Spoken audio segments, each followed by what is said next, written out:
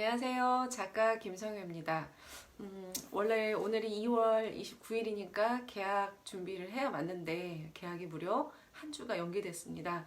제가 교사하는 동안 한 번도 본 적이 없던 그런 초유의 사태이고 또 국민 전체가 너무 힘든 때지요. 이럴 때일수록 우리가 아이들에게 건강하고 또 안전한 환경은 어떻게 만들어줘야 되느냐, 이 기회를 바탕으로 다시 한번 깊이 생각해 보면 정말 좋겠습니다. 이번 영상은 지난번에 어휘와 관련해서 제가 소개해드렸던 것에 덧붙이는 그런 영상이라고 생각해 주시면 되겠습니다. 아마 가정에서 아이들이 정말 다양한 어휘를 구사하기를 기대하실 겁니다. 그리고 제가 책에서도 어휘를 배우는 방법이 두 가지가 있다고 그렇게 소개를 드렸죠. 물론 첫 번째는 학교나 가정에서 직접 가르치는 겁니다. 엄마, 추월이 뭐야? 라고 물어봤을 때, 추월은 이러이러한 거지. 이렇게 가르치는 방법이 있죠. 이게 바로 직접 어휘를 가르치는 방법이고요. 두 번째는 아이 스스로 책을 읽어서 어휘의 가지를 쳐 나가는 방법입니다. 제가 책에서도 이야기 드렸지만 어휘도 빈익빈 부익부가 똑같이 작용합니다. 그래서 어휘를 일단 기본으로 많이 알고 있는 아이가 거기에 가지를 쳐서 더 많은 어휘를 공부하기에 정말 좋거든요. 그러려면 당연히 다양한 말이 나오는 그런 책을 아주 많이 읽는 게 중요하겠죠. 어휘를 배우는 데 있어서. 그런데 제가 보니까 이 어휘를 따로 가르치려고 아예 어휘만 관련해서 이렇게 문제집을 푸는 경우도 있더라고요. 그래서 저게 문제집 가지고 될까? 저는 사실 이제 그런 생각도 많이 해봤는데요. 이번에는 아예 그 어휘와 새로운 아이들이 배워야 되는 또 그리고 굉장히 생활에서 다양하게 쓰이는 다양한 그런 관용구, 고사성어 등을 이렇게 정리해 놓은 책을 보여드리려고 합니다. 네, 제가 초등권 책에서 소개했던 그 부분 먼저 어휘 관련해서 한번 짚고 그리고 책도 소개해 드리겠습니다. 아이는 가정에서도 어휘를 배웁니다. 주로 부모가 쓰는 어휘를 들으면서 말입니다. 미국의 교육 연구가인 베티 하트와 토드 리즐리는 가정에서 부모와 아동의 어휘 구사력 상관관계를 연구했습니다. 만 1세부터 만 3세까지 가정에 한 달에 한 번씩 방문해서 부모와 아이가 나누는 대화를 분석했습니다. 연구 결과 교육을 받은 고소득층 가정에서 자란 아동은 만 3세까지 약 4천만 번 정도 어휘에 노출됐고 극빈층 아동은 약 1천만 번 노출됐다고 합니다. 즉 어휘에 노출된다는 건 그만큼 아이가 듣는 그런 다양한 어휘들이 많다는 뜻이죠. 고소득층 가정에서는 약 4배 이상 극빈층보다 더 다양한 어휘를 쓰고 있다는 그런 이야기입니다. 가정에서 언어에 자주 노출될수록 아이가 아는 어휘 수도 많아진다. 만 3세 때 극빈층 아동이 아는 어휘는 약 500개, 고소득층 아동이 아는 어휘는 약 1100개. 여기서 중요한 건 뭘까요? 그러면 잘 사는 집은 되게 여유가 있으니까 얘기를 많이 하겠구나. 이런 게 아닙니다. 중요한 거는 이 고소득층 가정의 부모가 어떤 식으로 자녀에게 어휘를 들려주었는가 하는 것입니다. 이 연구에서 고소득층 부모는 문어체와 고급 어휘를 자주 사용하고 자세하고 긍정적인 설명을 덧붙였다고 합니다. 그래서 제가 이 초독글 책에서 이렇게 말씀드렸죠. 어휘력 좋은 아이로 키우고 싶다면 부모가 최선을 다해서 자세하고 긍정적인 설명을 다양한 어휘를 이용해서 해주어야 한다. 네, 여기에 바로 포인트가 있는 겁니다. 다양하고 긍정적인 어휘를 소개해 주는 것, 이것이 정말 중요하다고 하겠습니다. 아이가 물어봤을 때, 그러니까 예를 들어서 엄마 추월이 뭐야? 라고 물어볼 수 있겠죠. 이때 아이가 물어보는 질문에 과연 어떻게 대답을 해줄 거냐에 따라서 아이가 배울 수 있는 어휘의 수도 아주 크게 차이 난다는 것, 이렇게 짐작해 볼 수가 있겠죠. 자, 그러면 어휘를 이제 이렇게 부모가 또는 교사가 학교에서 가정에서 직접 가르치는 그런 경우에 과연 어떻게 할 수가 있냐, 관련해서 책도 많이 있죠. 네, 저는 현직 초등학교 교사 부부가 쓴 그런 책을 보여드릴 겁니다. 쓰신 분들은 제가 선생님들에게 글쓰기 가르치는 예장 모임에 오셔가지고 이렇게 같이 1년 동안 공부하신 바로 그 선생님들입니다. 교사 부부이기 때문에 아이들의 그런 요구를 정확하게 아시는 분이죠. 아이들이 어떤 부분이 부족하고 어떤 부분을 길러줘야 되고 아이에게 꼭 필요한 건 무엇이다. 이런 거 너무 잘 아시는 그 정말 좋은 선생님들이 쓰신 책이니까 한번 찬찬히 보겠습니다.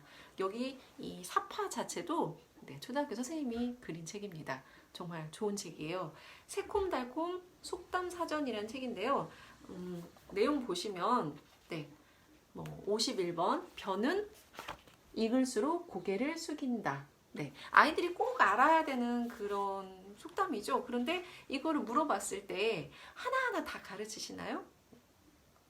여기 보면 이 책에는요, 이렇게 예시가 나와 있습니다. 강우야, 너 요리 정말 잘한다 했을 때 너희들이 좋은 재료를 준비해줘서 그래 라고 대답하는 것. 이게 바로 벼는 익을수록 고개를 숙인다라는 그런 속담을 인용한 거다. 이런 얘기다.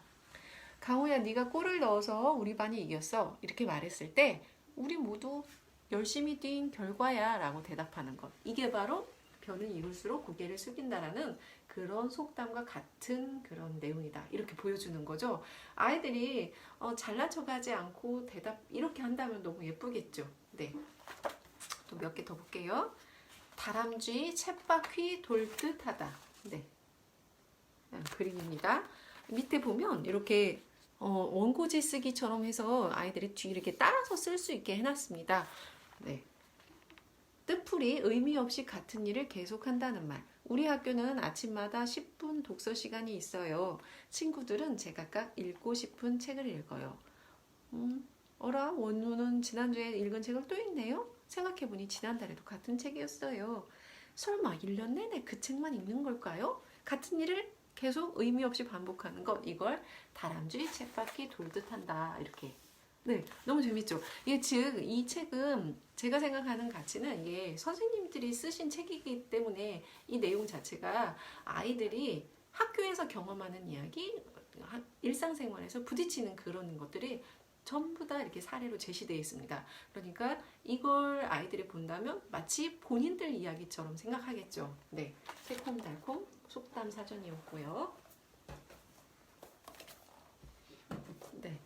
한지혜 선생님이 쓰신 새콤달콤 고사성어 사전입니다. 자, 예를 들어서 뭐가 있을까요? 석고대죄가 있네요. 저지른 죄에 대한 벌을 기다림. 이게 바로 석고대죄잖아요. 드라마에 많이 나오는. 자, 그런데 이 어려운 이 고사성어를 어떻게 풀어놨냐면 이렇게 그림을 아이들 일상생활과 관련된 그림을 그려놨어요. 그리고 이렇게 써놨습니다. 쨍그랑 어떡해요? 물 먹으려다 컵을 떨어뜨렸어요. 큰일이 났어요. 엄마가 아끼시는 그릇까지 깨버렸어요. 아직 엄마는 쨍그랑 소리를 못 들으셨나 봐요. 일단 거실에 손 들고 가만히 있어야겠어요. 자, 즉 아이들이 이 석고대죄라는 말을 우리가 그냥 가르칠 때는 되게 어렵게 가르치겠죠. 엄청나게 큰 벌을 지어가지고 막 엎드려가지고 이렇게 가르칠 텐데 이거를 갖다가 아이들의 일상생활로 풀어낸 겁니다. 그러니까 당연히 아이들 이해하기 엄청 쉽겠죠. 밑에는 아까 그 책과 똑같이 이렇게 따라서 쓸 수 있게 되어 있습니다. 초등학교 선생님이 쓰시는 책은 그래서 뭔가가 다릅니다. 여러분도 느끼시겠지만 이렇게 아이들 눈높이에 맞추는 책이 나옵니다. 선생님들이 쓰신 책에는. 세 번째는 새콤달콤 법칙 사전입니다. 이거는 남편인 류윤한 선생님이 쓰신 책이에요. 보면 너무너무 참 재밌게 기발하게 잘 돼 있어요. 자, 낙인 효과를 설명하는 겁니다. 낙인 효과. 어떻게 설명하실 건가요? 아이가 물어본다면.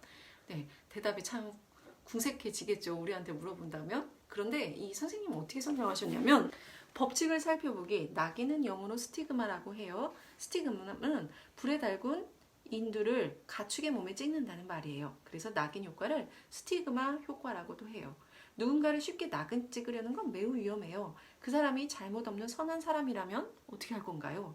잘못 없는 게 밝혀져도 이미 찍힌 낙인 때문에 돌이키기 어렵게 된답니다. 자, 이 최고원 선생님이 그리신 이 사파도 한번 봐주세요. 아이들이 정말 좋아하게 생겼죠. 딱 아이들 느낌으로. 자, 한 번 찍히면 오래 가요. 낙인 효과.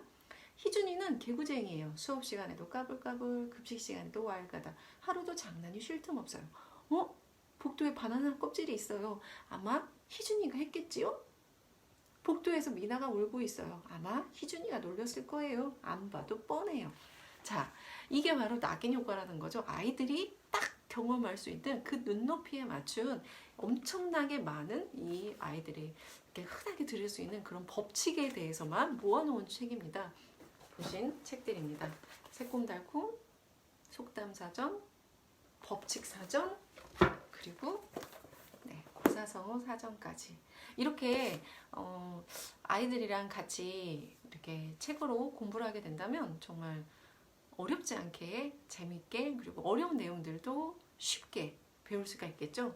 딱 아이들 눈높이에 맞춘 그런 그림과 아이들 일상생활에서 경험할 수 있는 너무 이렇게 일상적인 사례들 선생님들이 쓰셔서 정말 아이들에게 눈높이에 딱 맞는 바로 그런 책들이 나왔습니다.